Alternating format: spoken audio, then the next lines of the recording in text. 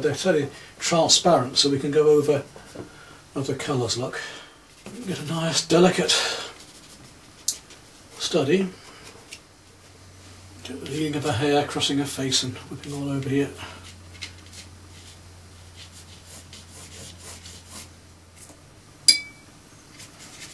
And working backwards and forwards between the drawn shapes and the painted ones, so we can go in with water and then get a much stronger watercolour pencil going over the top of that. And when we've done that, we can still go back and blend it in.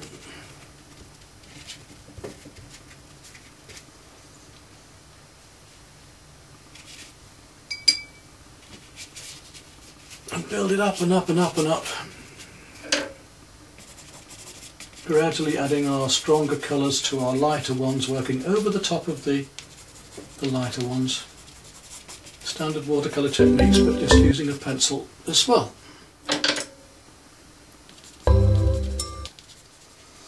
Now I want to come down and work on this dress some more yet. Here I've already put some of the pinks in. To go back and do a bit more of that next.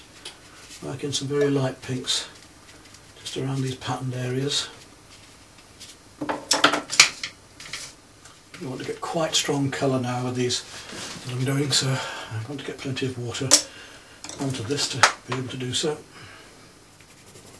You could even just dip the tip of the pencil into the water, look like this, just dip it into the water, bring it back, and that will put on a slightly heavier layer as well. But there's lots of ways of working at this.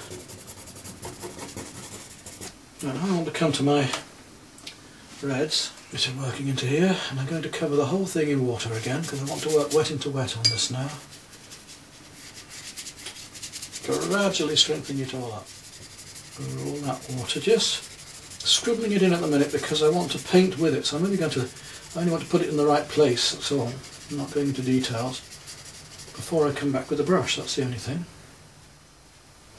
Then come back with the brush and we'll blend it into the paper and make sure it's going into the right places. We need to go up here the same. We're going to go with a darker red yet after this, but just want to establish the lighter colours first. Remember, we always in watercolour work from our lights to our darks. Just coming up to the top of the shoulder here.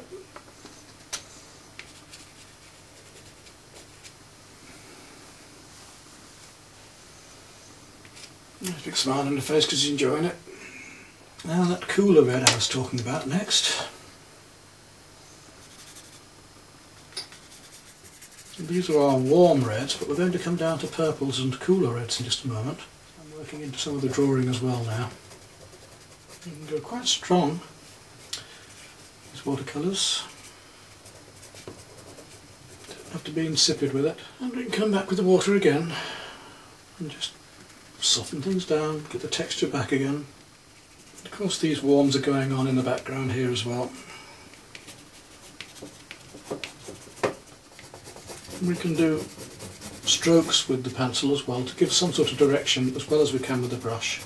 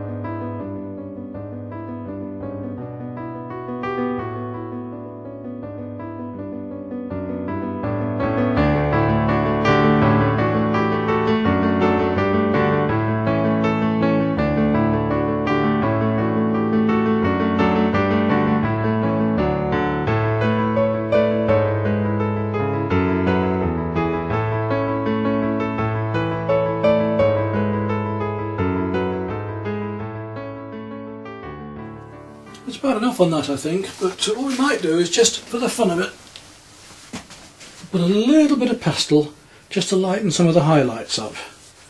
And that's a watercolour pencil. You can see it's quite delicate and quite light.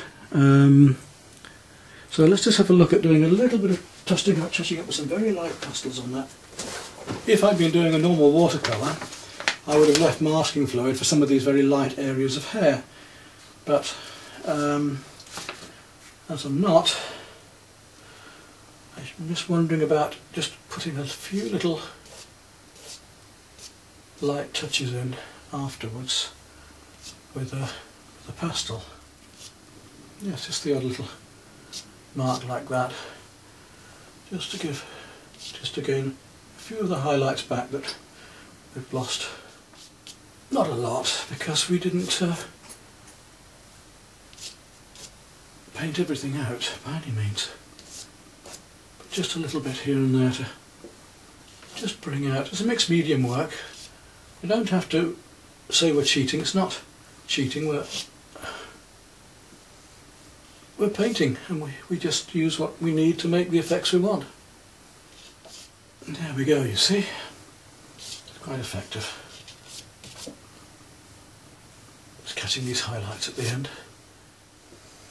We could start working a lot into it. Be careful not to start doing that, because we'll be very tempted now to start working up all the flowers and enjoying myself doing a pastel over watercolour again, which I've been known to do before now. But I think that'll do. Yeah, put the pastels away. Maybe just finish off with one or two marks of pencil, just to tidy up a few areas where it should be a little bit darker, perhaps. Just make something stand out.